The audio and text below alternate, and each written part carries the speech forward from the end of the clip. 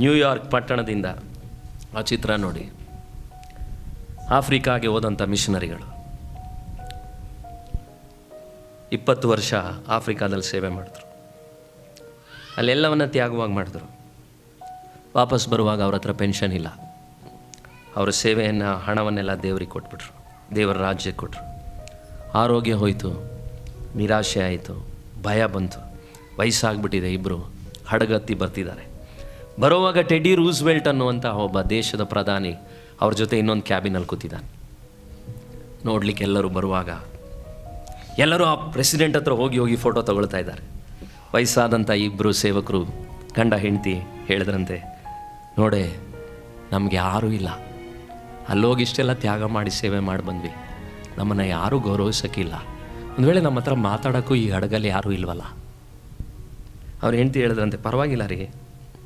ಆ ಸೇವಕನಿಗೆ ಮನಸ್ಸು ತಡೆಯೋಕ್ಕಾಗ್ತಾಯಿಲ್ಲ. ದುಃಖ, ಬೇಸರ, ನೋವು. ಆ ಹಡಗು ಇಳಿದಾಗ ಎಲ್ಲರೂ ಪ್ರೆಸಿಡೆಂಟ್ ಹತ್ರ ಬಂದು ಎಲ್ಲರೂ ಬಂದು ಕೊಟ್ಟರು. ಹೂವಿನ ಹಾರ ಕೊಟ್ಟರು, ಕೆಲವರು ಹಣ್ಣು ಹಂಪಲುಗಳನ್ನ ಕೊಟ್ಟರು, ಕೆಲವರು ರೂಸ್ವೆಲ್ಟ್ ಅಂದರು. ಎಲ್ಲ ಹೊರಟೋದ್ರು. ವಯಸ್ಸಾದಂಥ ಅಜ್ಜಿ ತಾತ ಸೇವೆಗಳನ್ನು ತ್ಯಾಗವಾಗಿ ಮಾಡಿದವರು ಬೇಸರದಿಂದ ಮನೆಗೆ ಹೋದರು.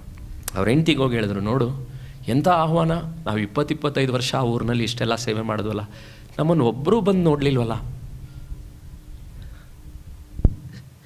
ಹೆಂಡ್ತಿ ಹೇಳಿದ್ಲು, ನೀವು ಈ ನೋವನ್ನ ನನ್ನ ಹತ್ರ ಹೇಳ್ಬೇಡ್ರಿ, ದೇವರ ಹತ್ರ ಹೇಳ್ರಿ. ಆ ವಯಸ್ಸಾದಂಥ ಮುದುಕ ಸೇವಕ ರೂಮಿಗೆ ಹೋದ. ಕಣ್ಣೀರಿನಿಂದ ದೇವ್ರ ಹತ್ರ ಹೇಳ್ದ, ದೇವರೇ ನನಗೆ ಬೇಜಾರಾಗಿದೆ, ನನಗೆ ನೋವಾಗಿದೆ, ನನಗೆ ಈ ಲೋಕದಲ್ಲಿ ಏನು ಬಹುಮಾನನೇ ಕೊಡಲಿಲ್ಲ, ಯಾರೂ ನನಗೆ ನಾನು ಮಾತಾಡಿ ಹಿಂಗೆ ಬದುಕಿದ್ರಿ, ಏನು ಮಾಡಿದ್ರಿ ಅಂತಲೂ ಕೇಳಲ್ವಲ್ಲ. ಭಾಳ ಗಂಟೆಗಳು ಹತ್ತು ಬೇಜಾರಾಗಿದ್ದಾಗ ದಿಢೀರಂತ ಆತನ ಕಣ್ಣೀರಿನ ಮಧ್ಯದಲ್ಲಿ ಅವರ ಭುಜದ ಮೇಲೆ ಯಾರೋ ಒಬ್ಬರು ಕೈ ಇಟ್ರಂತೆ.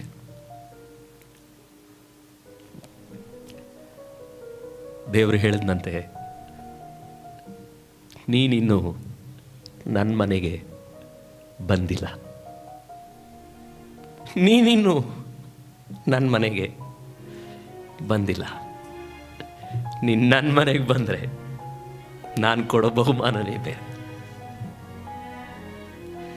ಅನೇಕ ಸೇವಕರುಗಳಿಗೆ ನೀವಿಲ್ಲಿ ಗೌರವಿಸೋರಿಗೆ ಅಲ್ಲಿ ಬಹುಮಾನ ಇಲ್ಲ. ನೀವಿಲ್ಲಿ ಗೌರವಿಸದೆ ನಿರಾಕರಿಸುವಂತಹ ಸೇವಕರುಗಳಿಗೆ ಅಲ್ಲೊಂದು ದೊಡ್ಡ ಬಹುಮಾನ ಇದೆ.